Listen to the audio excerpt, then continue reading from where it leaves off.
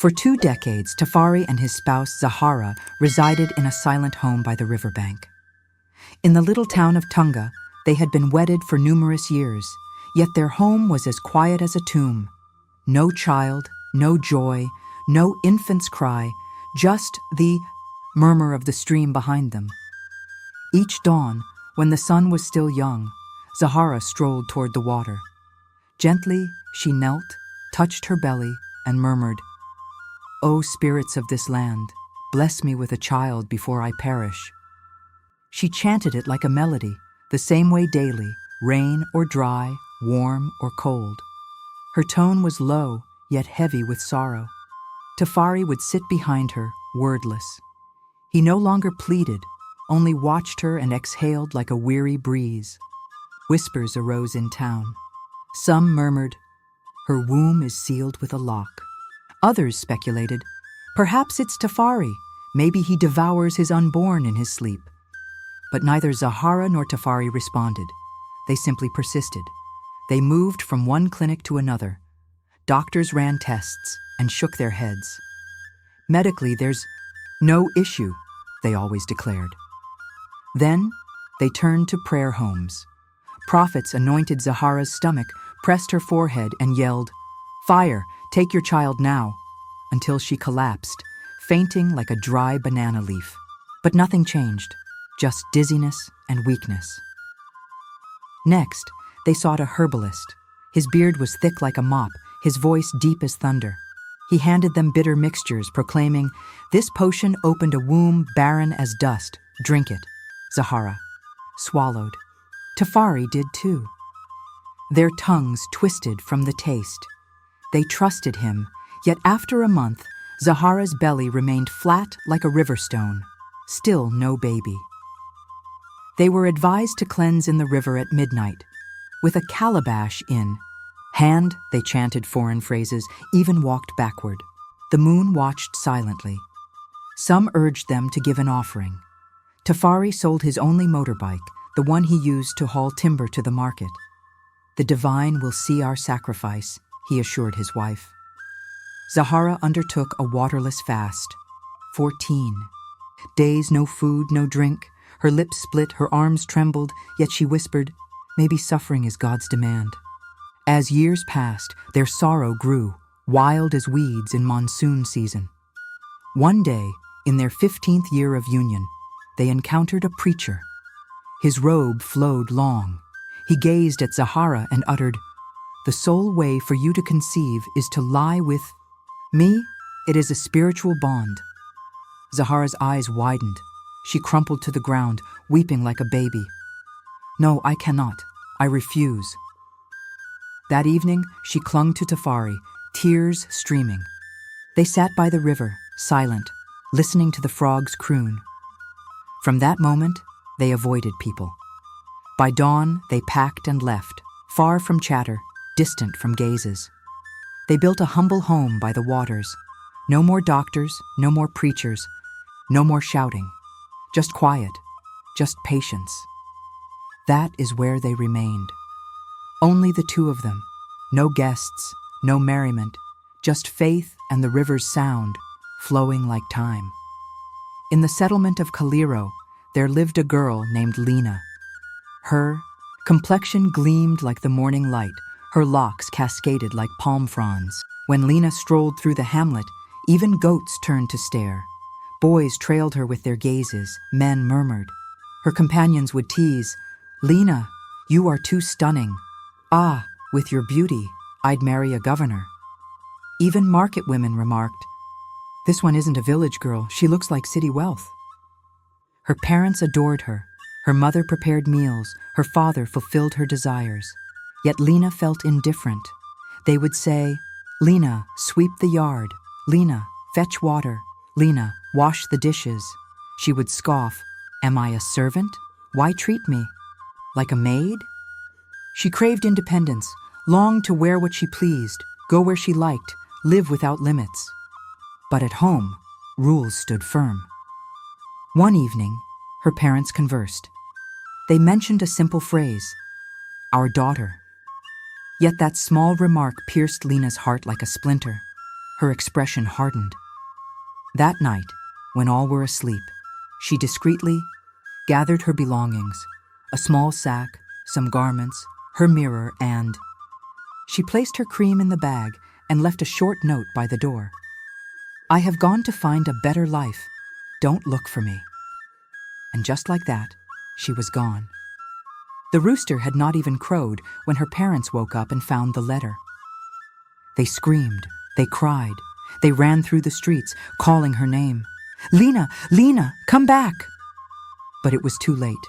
She had vanished, like smoke dissolving into the wind. Lena walked and walked until her feet ached, but she did not stop. At last, she reached a new town. She knew no one there, but that did not matter. Her face did all the talking. Her beauty was loud, like the beat of a drum. Her figure made people turn their heads twice. Her walk was like music. When she smiled, men's eyes followed her like flies chasing honey. Women whispered, "Who is this one?" Yet they could not stop staring. She found a place to stay, a small room, but clean. She bought new clothes, short skirts that danced in the wind, tight dresses that hugged her curves. She painted her lips, styled her hair, wore perfume that filled the air like blooming flowers. And best of all, no more rules. No one told her, "Sweep the floor." No one scolded, "Cover your body." She slept when she wanted, woke up when she pleased. She laughed every day. She made new friends, girls just like her, who loved life's pleasures. They painted their nails, danced to loud music, and took pictures by the roadside. "Now I am free," Lena said one evening, gazing at her reflection in a car window. But one day, as she passed by a grand mansion, a man in a white robe and a thick gold chain saw her. His eyes followed her like a hawk, tracking its prey. His name was Chief Kwame, and that was the day everything changed. Chief Kwame was not just wealthy. He was drowning in riches. His houses stood like palaces. His cars lined his courtyard like goats at feeding time. He had 4 wives and 7 daughters, but no son. And that was the thorn in his side. No heir, no one to carry his name. Every time he sat on his grand chair, he sighed. "What is all this wealth for if I have no son to inherit it?" His wives had tried. They had fasted, prayed, begged prophets. But still, only daughters came. Then, one day, Chief Kwame saw Lena walking past a large store. Her waist swayed like a rope in the wind. Her skin glowed like peeled yams soaked in water. His heart jumped. "Who is that girl?" he asked his driver. "I don't know, sir," the man replied. "Find out," Chief Kwame ordered. It didn't take long. 2 weeks later, Lena walked into his mansion, draped in a red wrapper, her face glowing with makeup and pride. "Beautiful girl," Chief Kwame smiled. "Big man," Lena laughed. He bought her gold. He gave her money. He treated her like the only woman in the world. "I want you as my wife," he said. Lena's eyes widened. "Wife? Like a real wife?" "Yes," he nodded. "The one who will give me what the others could not." Lena leaned in close, her voice soft as the wind on dry leaves. "I will give you a son, my lord." That very night, the traditional wedding took place. There was music, dancing, gifts. The entire mansion was filled with guests. When she entered the house, the other wives watched her in silence. They saw how Chief Kwame only laughed with her. Even the servants changed her bedsheets every day. Her room smelled of rose water and respect. Every morning, Chief Kwame would touch her stomach. "My queen," he whispered, "my son is coming." And just like that, Lena became number 1. One early morning, before the birds began to sing, Lena woke up and ran to the bathroom. She vomited 3 times. Her legs trembled. Her heart raced. She held her stomach and smiled. "It has happened." The maids rushed to call Chief Kwame. "Sir, Madam is not feeling well." He jumped out of bed like an excited boy. "What is wrong? What does she need?" But when the doctor arrived and checked her, he smiled and said, "Congratulations, sir. She is carrying a baby." Chief Kwame clapped his hands. "Ha! My son is coming." He danced around the courtyard. "Call the drummers, call the cooks, let there be celebration today." From that day on, the mansion changed, like dry land drinking the ya. First drops of rain. Lena no longer walked, she was carried. Her meals were cooked fresh every 2 hours. Chicken pepper soup, pineapple water, soft yam with palm oil. Anything she wanted, she got. Her room was cleaned 3 times a day. Her bed sheets smelled like flowers. Even her bath water was warm and scented. The other wives watched from a distance, their eyes cold, their smiles fake. They huddled in a corner, whispering, bitterness thick in their voices. So now, she will take all of the Chief Kwame's love, just because of a pregnancy? Let's see what she will bring into this world.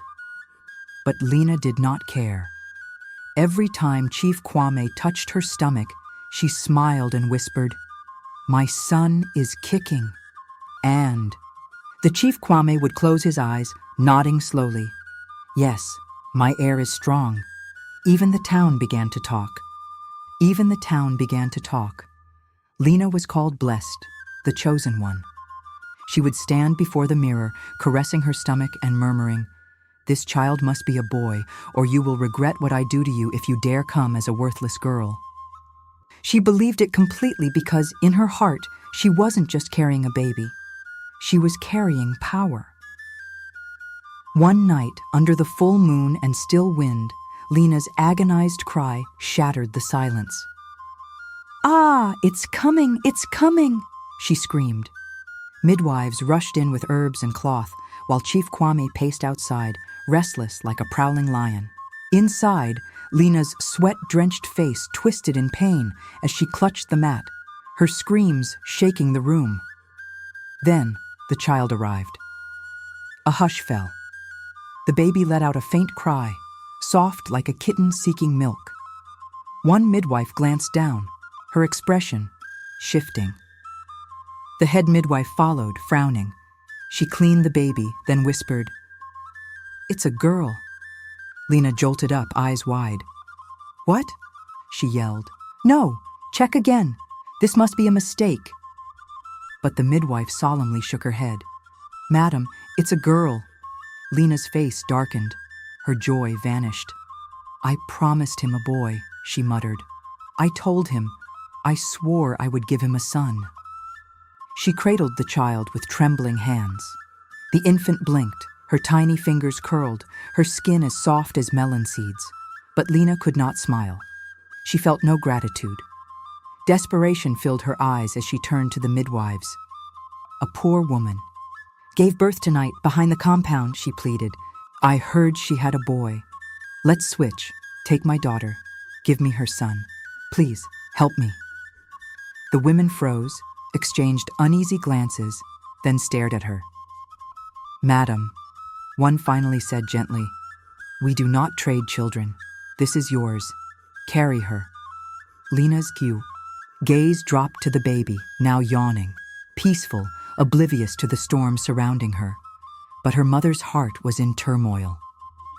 The child she had was not the one she desired. That night, after the drums faded and the household slept, Lena slipped out. The baby lay swaddled in soft cloth, her breaths quiet as dawn's breeze. Lena did not cradle her like a mother, but held her like a burden. The compound was still, the dogs silent. Only frogs croaked in the distance, and a faint whimper rose from the child, as if sensing the danger. The river stretched before them, deep, dark, its waters sluggish, as if lost in thought. Lena stepped to the edge, mud cooling her feet.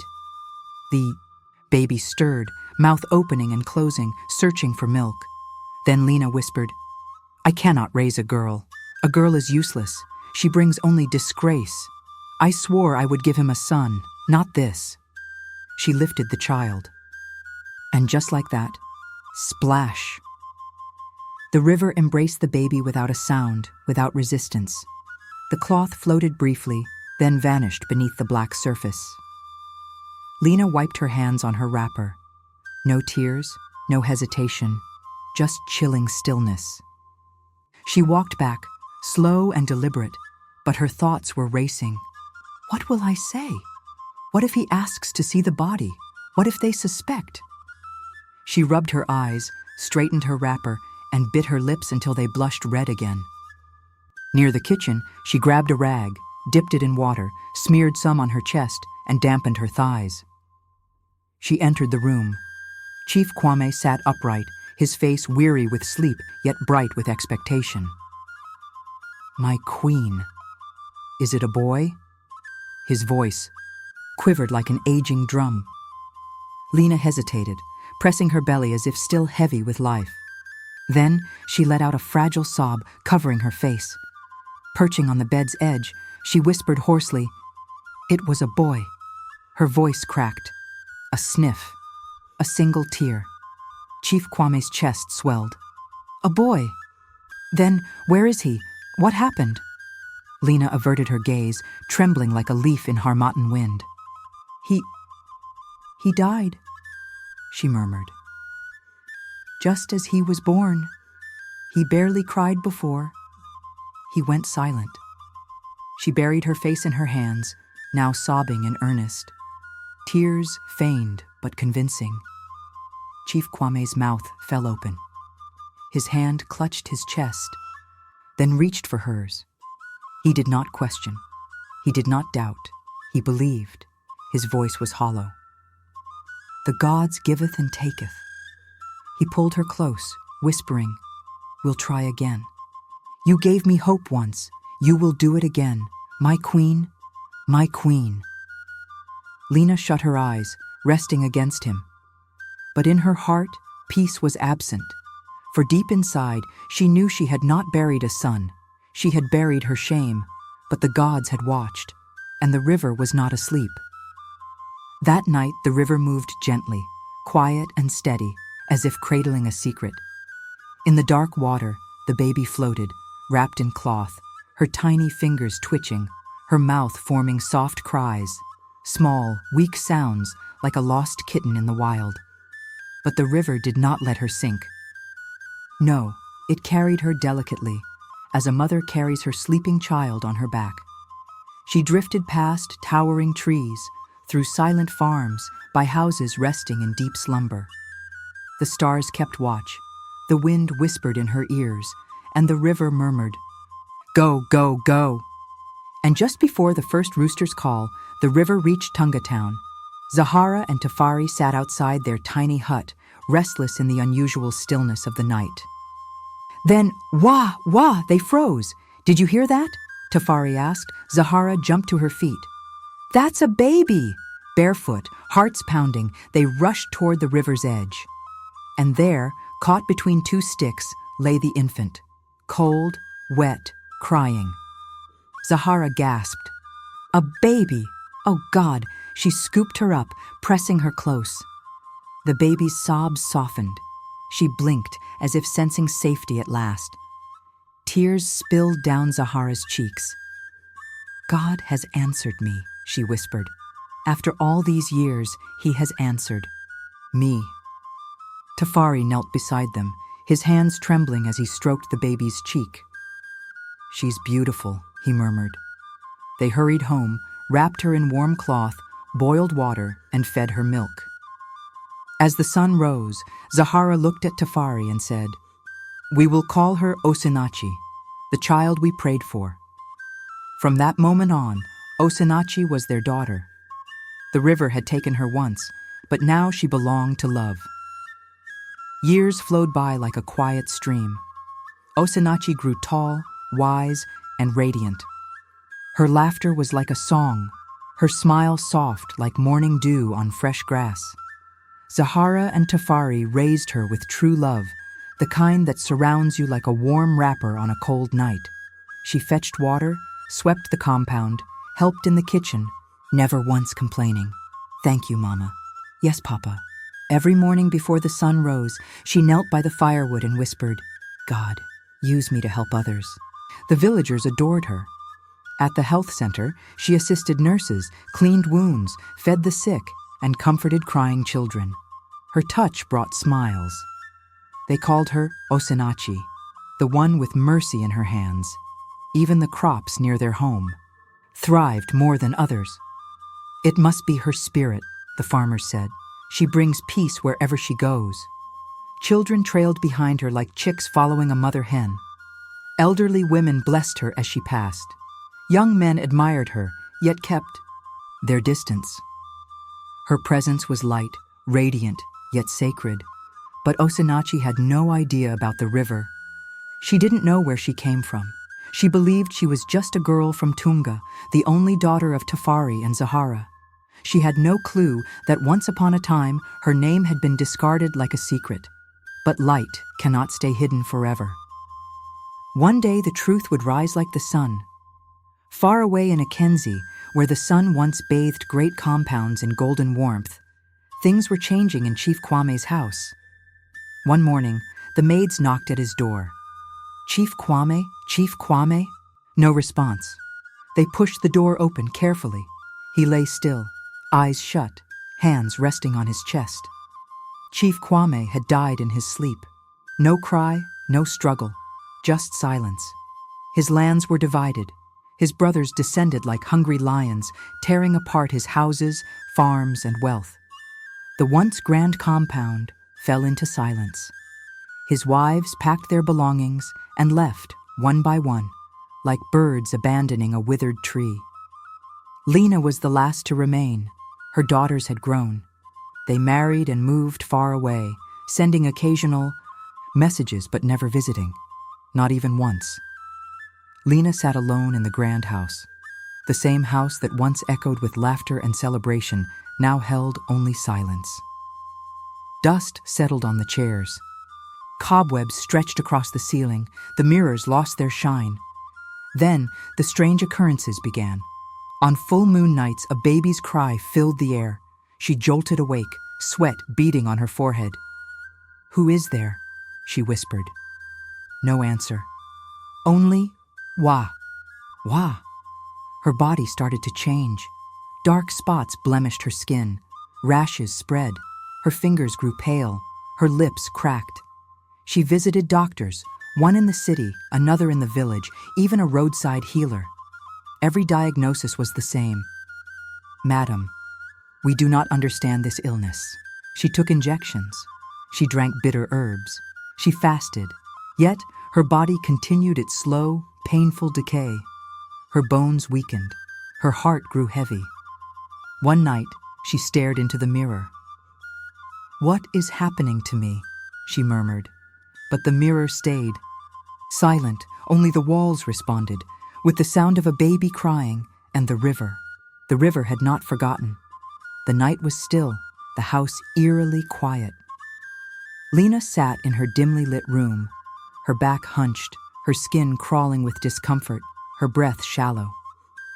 Beside her, the lantern flickered weakly. She hadn't eaten all day. Her hands trembled. Then, knock. A sound at the door. She jumped. "Knock, knock, knock! Who is—" Lena's voice trembled, weak like an old, beaten drum. Who is there?" she called out. No answer. Slowly, she unlatched the door. A woman stood before her, wrapped in a white cloth. Her eyes were sharp as blades, piercing, unreadable. Though the ground was dry, her feet bore no dust. She looked as if she had appeared from nowhere.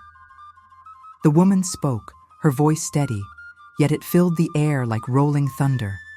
"You are dying." Lena's knees wobbled. "What? Who are you? What?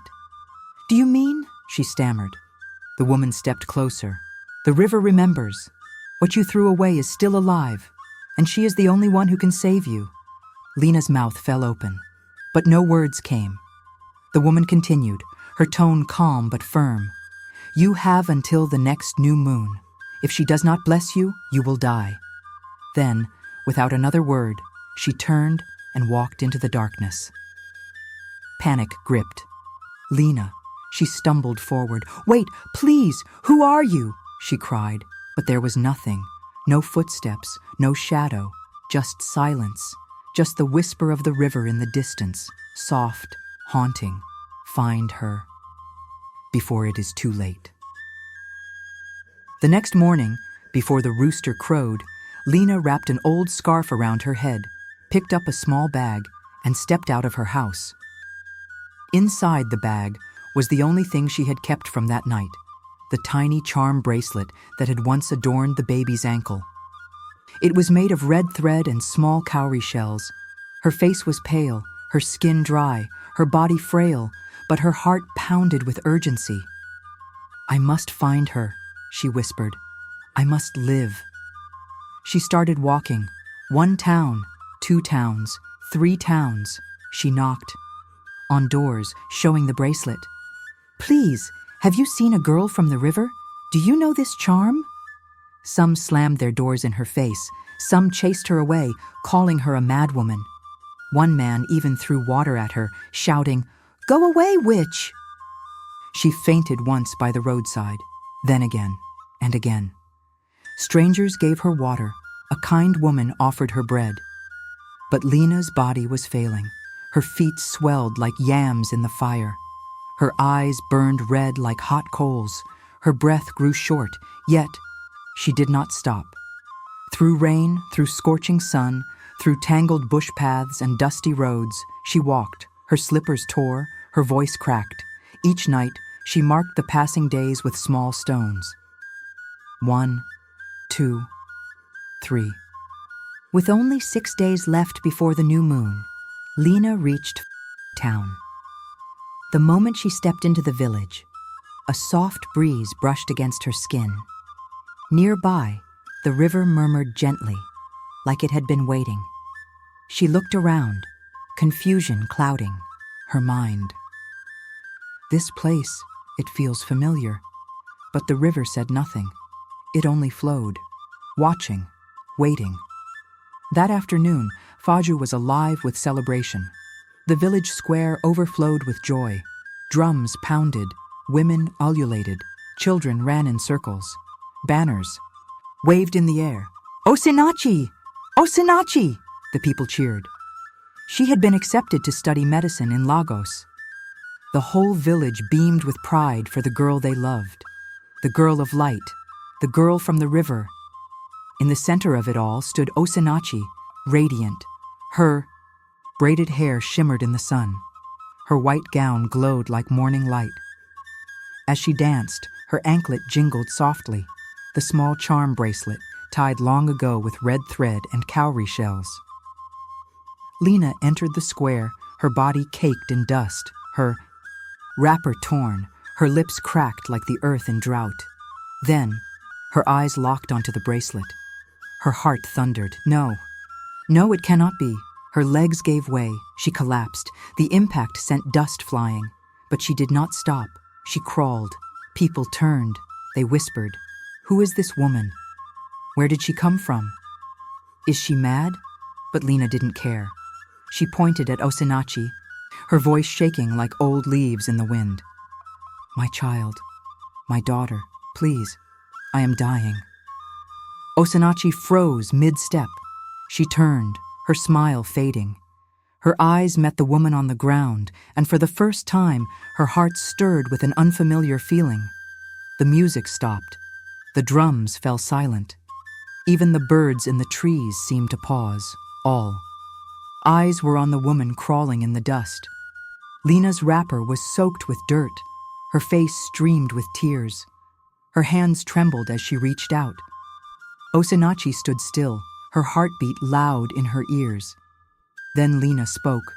Her voice cracked, dry as firewood. "I gave birth many years ago." She gasped for air. The crowd leaned in. "I promised him a son, but it was a girl." Her chest rose and fell in uneven breaths. "And I walked to the river, and I threw her in." Gasps rippled through the crowd. A woman covered her mouth. A man stepped back. Lena's eyes brimmed with desperation. You are the one." Her voice broke. You were that baby. The river did not take you. It gave you to another. You lived. You became light. And I... Her body shook. I am dying.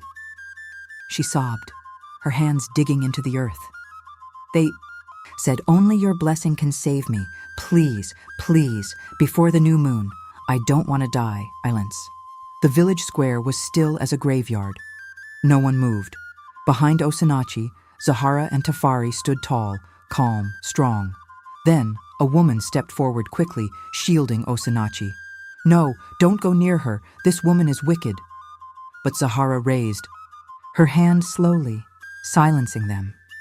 She nodded gently, the way a mother nods when a child must face something only she can answer. Osinachi stood still, her chest rising and falling with unsteady breaths. She looked down at the woman on the ground, the woman whose words had shattered her world in an instant, her eyes filled with tears. The air was heavy. Even the wind seemed to stand still. Then slowly, Osinachi stepped forward. Her hands trembled, her lips pressed tight as if holding back a storm. She stopped before Lena, towering over her frail, broken form. Her voice, soft yet unwavering, cut through the silence. You tried to end me. Lena lifted her head, her mouth quivering, her face streaked with dust and tears. Osinachi's voice did not waver. But God preserved me. The villagers stood frozen. No one spoke. No one moved. Lena sobbed. Louder, her cries raw, desperate, like a baby pleading for comfort. Please, just bless me. I don't want to die. Osinachi bent down. Gently, she placed her hand on Lena's head. Her fingers were light, tender, like a whisper, like mercy. Her eyes were full of something vast, something deep. Her voice cracked, like glass, as she said, I forgive you. A hush fell over the square. Let heaven hear it. Let the earth witness it. Then Osinachi rose to her feet. She turned her gaze toward the river, its waters flowing in the distance, endless, watchful, and she whispered, But your peace is not from me alone. Go and ask the river if it has also forgiven you. A breeze swept through the village. Lena knelt there, her shoulders still, her breath steadying. Her skin, once pale and lifeless, began to warm. Color returned to her cheeks. Her trembling hands grew still. Tears streamed down her face, not of sorrow, but of peace.